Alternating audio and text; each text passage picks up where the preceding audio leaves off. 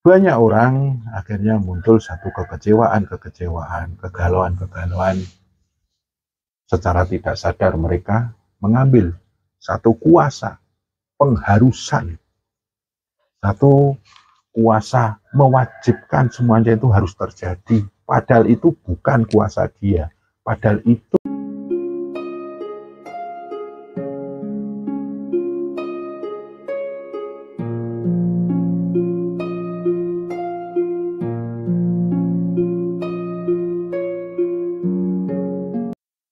Assalamualaikum saudaraku, salam bahagia.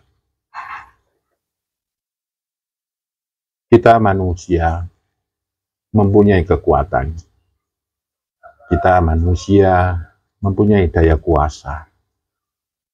Kita manusia mempunyai daya hidup, daya gerak, daya pikir, daya rasa. Dan banyak kita mempunyai daya-daya di dalam diri kita. Kita mempunyai banyak kekuatan di dalam diri kita. Akan tetapi kita harus sadar bahwa daya kuasa kita, daya kekuatan kita itu sungguh terbatas. Siapapun kita mempunyai keterbatasan. Satu bukti nyata, kita hidup di dunia pun ada batas umurnya. Sehebat apapun kita, seluar biasa apapun kita akan menemui yang namanya kematian raga ini. Para nabi, para rasul pun semuanya harus meninggalkan dunia ini untuk kembali kepada Allah Subhanahu wa Ta'ala. Saudara-saudara yang saya muliakan, Allah meminta, Allah memerintahkan kepada manusia agar menyempurnakan penghambaan kita kepadanya. Wadkhuli fi ibadi. Sempurnakanlah penghambaanmu kepadaku. Untuk menyempurnakan penghambaan kita kepada Allah, kita harus tahu diri. Kita harus tahu batas. Disebut orang-orang yang menganiaya diri sendiri adalah orang yang tidak tahu diri dan tidak tahu batas. Batas apa itu? Batas kekuatan, batas daya kuasa. Dan harus tahu diri bahwa kita ini mempunyai kelemahan. Saudara-saudara yang saya muliakan, agar kita selalu sadar diri atas batas diri kita, sadar diri atas kelemahan kita. Selanjutnya kita harus sadar bahwa Allah Maha Kuasa, Allah Maha berdaya kekuatan, Allah Maha mustahil mempunyai kelemahan. Ada satu laku tirakat agar kita selalu menyadari itu dan kita terbebas dari sifat berlebihan, dari sifat melampaui batas, dari sifat lupa diri, dari sifat menganiaya diri sendiri. Ada satu tirakat yang disebut sadat pelepasan dan sadat kepasrahan. Bagaimana itu? Kita hidup di dunia, kita diberi purbawaseso sama Allah untuk menata dunia kita. Tapi kita harus paham dan kita harus sadar bahwa kita menata dunia ini sebatas daya kuasa kita, sebatas kemampuan kita, sebatas apa yang bisa dari kita. Lebih dari itu, semua kuasa Tuhan, semua dalam liputan daya kekuatan Tuhan. Semua tunduk dan sujud pada Allah yang maha berkehendak, Allah yang maha menentukan, dan Allah yang maha memutuskan. Selanjutnya bagaimana praktek langsung agar tirakat sadat pelepasan dan sadat kepasrahan itu kita lakukan dalam kehidupan sehari-hari. Contoh sederhananya banyak sekali dalam kehidupan kita. Contohnya, ketika kita berdagang, kita memaksimalkan agar dagang itu agar kita dalam berdagang itu bisa mencapai yang namanya perdagangan kita laku atau laris. Kita menggelar dagangan, kita buka dari pagi sampai malam, atau mungkin dari malam sampai pagi, atau kapanpun, yang jelas kita melakukan satu perdagangan. Tapi ketika kita berdagang, ada satu yang di luar kuasa kita. Kita berdagang nggak bisa menentukan besok akan laku atau tidak, besok akan laris apa tidak. Semuanya misterius. Maka berdaganglah sebaik-baik pedagang. Tapi masalah laku atau tidak, laris atau tidak, pasrahkan kepada Allah. Lepaskan dari kekuatanmu, jangan memaksa, jangan istilahnya menuntut daganganmu harus laris, harus laku. Tapi maksimalkan pelayananmu agar semoga, itu pun dalam taraf kesemogaan, perdagangan kita laku, laris. Itulah yang disebut pelepasan. Yang kedua, pasrahkan pada Allah. Karena laku dan tidaknya dagang kita, laris dan tidaknya, itu kuasa Allah. Contoh sederhana selanjutnya adalah ketika kita sakit. Ketika kita sakit, Allah memberi kuasa kita. Dengan pikiran kita, dengan hati kita, dengan gerak kita, kita obati sakit kita. Kita minum obat, minum jamu, atau mungkin cari ahli terapi atau apa. Sebatas itu kita lakukan. Tapi masalah sembuh atau tidak, itu sudah bukan kuasa kita. Maka lepaskanlah. Yang penting kita obati, yang penting kita coba perbaiki, yang penting kita berdoa dan meminta agar sembuh. Masalah sembuh dan tidak, pasrahkan pada Allah. Lepaskanlah diri kita dari kata-kata harus, dari kata-kata pasti, dari kata-kata kalau minum ini dijamin. Kemudian dalam hubungannya manusia dengan Tuhan, Allah memerintahkan kita untuk berdoa kepadanya. Ud'uuni, berdoalah. Fastajib lakum, maka aku akan mengabulkan doa itu.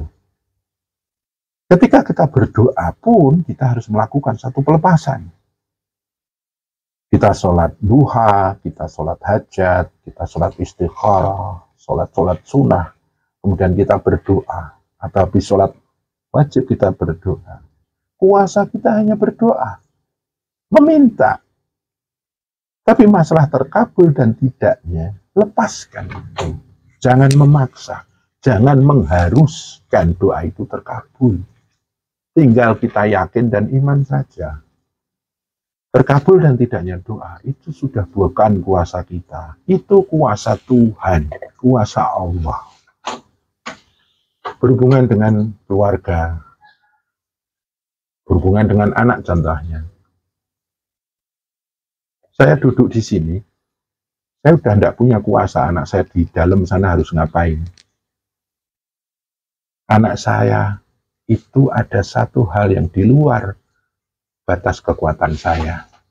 Yang penting saya pelihara mereka, saya sayangi mereka, saya cintai mereka, saya didik mereka.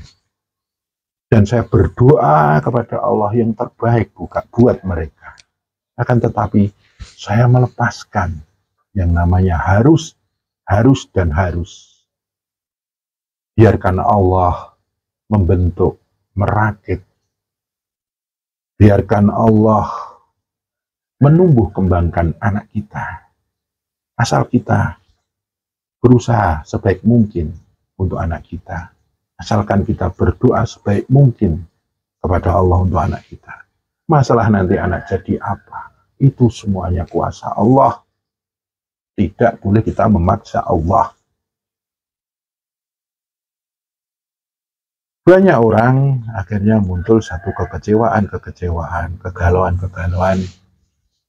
Secara tidak sadar mereka mengambil satu kuasa pengharusan, satu kuasa mewajibkan semuanya itu harus terjadi. Padahal itu bukan kuasa dia. Padahal itu adalah murni kuasa Tuhan.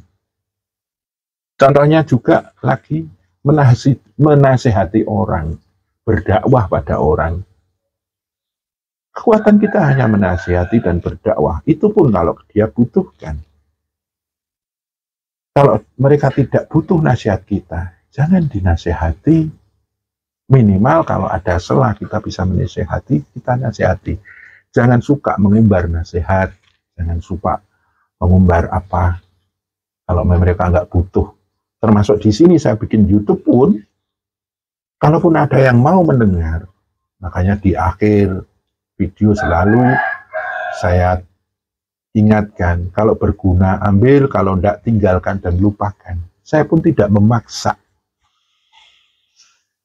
Ketika kita menasihati seseorang, masalah mau didengar atau tidak, itu sudah bukan kuasa kita. Itu sudah kuasa Tuhan. Maka pasrahkan kepada yang maha berkuasa. Kita hidup bermasyarakat, kita sudah berusaha menjadi anggota masyarakat yang baik. Tapi masalah kita akan disukai atau tidak disukai, itu sudah bukan kuasa kita. Saya saja yang seperti ini, masih ada yang membenci, ada yang nggak suka. Kita bercermin sama Nabiullah Muhammad SAW. Kurang apa Nabi Muhammad SAW itu? Itu pun ada yang membenci, ada yang menghinakan, ada yang melawan, ada yang mengganggu. Apalagi saya, seorang Rafiq Asngati. Dengan kesadaran itu, maka kita akan tahu batas kita. Yang dimaksud dengan syahadat pelepasan adalah kita lakukan yang terbaik, apa yang kita kuasai, apa yang kita bisa. Di luar itu kita lepas dan pasrahkan pada Allah. Seperti dikatakan, fa'idha azamta fatawakal 'ala Allah. Kalau engkau sudah berazam, saat engkau berazam itu pun kau harus pasrah. Kau harus melepaskan hasil dari apa yang kau azamkan itu. Wa may yatawakkal 'ala Allah, dan barang siapa memasrahkan kepada Allah, bertawakal pada Allah, wa huwa hasbuh, dia dalam jaminan dan tanggungan Allah. Saudara-saudara yang saya muliakan, syahadat pelepasan dan syahadat kepasrahan ini, kalau kita tidak sadari, kita akan aniaya pada diri sendiri. Sangat tidak nyaman, sangat tidak enak kalau kita melebihi batas. Hal-hal yang bukan kuasa kita, kita paksakan untuk bisa kita kuasai. Itu memaksakan diri. Dan itu akan menjerumuskan kita dalam kegalauan, kekecewaan. Karena suatu hal yang tidak dalam kuasa kita, itu tidak dalam kendali kita. Kita tidak mungkin bisa mengendalikan. Maka yang bisa kita kendalikan adalah diri kita sendiri dengan tahu batas dan tahu diri. Kemudian ini, dalam hal peribadatan kepada Allah. Nah ini banyak terjangkit pada sedulur-sedulur dan termasuk saya kadang-kadang ya. Kita harus apa adanya karena kita sama-sama belajar. Ketika kita berzikir, sudahlah, yang penting kau berzikir. Berusaha untuk fokus. Masalah fokus atau tidak, itu Allah yang kuasa. Makanya kadang kita itu zikir, kadang fokus, kadang enggak. Dan itu sudah saya jelaskan bahwa zikir itu seperti hidup. Hidup itu kadang senang, kadang susah. Kadang enak, kadang enggak enak. Zikir pun juga kayak gitu. Kadang fokus, kadang enggak. Kadang nyaman, kadang enggak. Tapi yang penting kita harus zikir. Seperti juga hidup. Kadang enak, kadang nggak enak. Kadang bahagia, kadang menderita. Kadang muncul, kadang malam. Tapi hidup harus tetap kita lanjutkan. Bagi para pelaku zikir, kalau mereka meninggalkan yang namanya semedi atau syadat, kelepasan dan kepasrahan ini, mereka akan galau.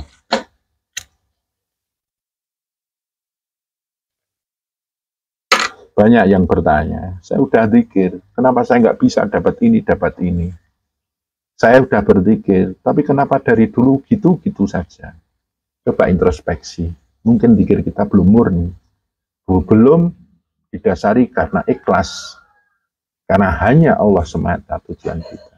Mungkin kita ingin dengan zikir gitu, kita mendapatkan karomah tertentu, kita mendapatkan satu ketajaman tertentu, kita mendapatkan satu pengalaman-pengalaman tertentu. Itu bukan kuasa kita. Itu kuasa Tuhan. Kalau kita memaksakan hasil dari zikir, maka akan terucaplah nanti, aku sudah zikir, tapi kok gini-gini saja. Berarti satu kurang murni, dua kurang ikhlas, ketiga kurang menikmati zikir. Tugas kita itu berzikir, menegakkan tauhid. Masalah hasil bukan kuasa kita. Tugas kita hanya berzikir dan menikmati zikir itu. Zikir sebagai tanda penghambaan, menikmati zikir itu masuk dalam kenikmatan zikir. Penghambaan itu wadkhuli fi ibadi, masuk dalam kenikmatan itu wadkhuli jannati, nikmati zikir kita. Biarkan alam berkehendak atas izin Allah. Allah akan menghadiahkan buah-buah zikir itu dengan menggerakkan alam semesta ini, baik semesta zahir maupun semesta batin. Saudara-saudara yang saya muliakan, jadi dalam hal apapun kita harus tahu batas, kita harus tahu diri. Kita hanya bisa mendapatkan satu hak, kekuatan dan kekuasaan sesuai dengan ukuran kita masing-masing. Di luar itu, semua adalah kuasa Allah.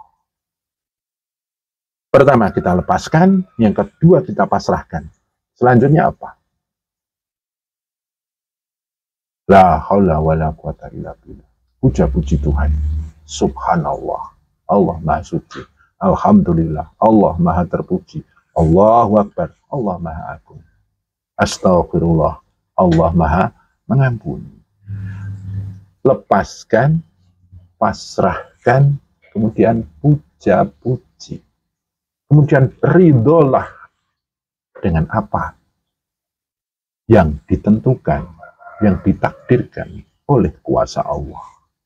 Insya Allah, dalam keadaan apapun, kita akan terasa nyaman, damai, tenang.